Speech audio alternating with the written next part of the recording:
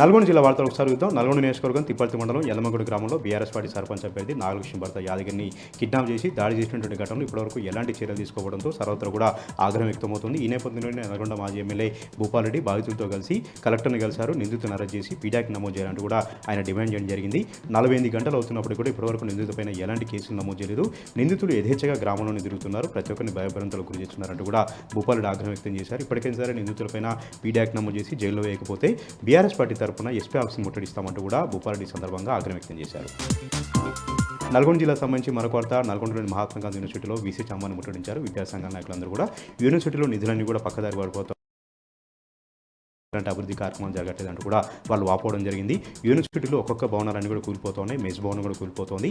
ఇప్పటికైనా సరే మంత్రి కోమరెడ్డి వెంకరెడ్డి కల్పించుకొని 100 కోట్ల రూపాయలను కేటాయించి యూనివర్సిటీలో అభివృద్ధి కార్యక్రమాలు చేయడంతో పాటు మౌలిక సదుపాయాలు కల్పించాలంటూ కూడా విద్యాశాఖ నాయకులు డిమాండ్ చేశారు.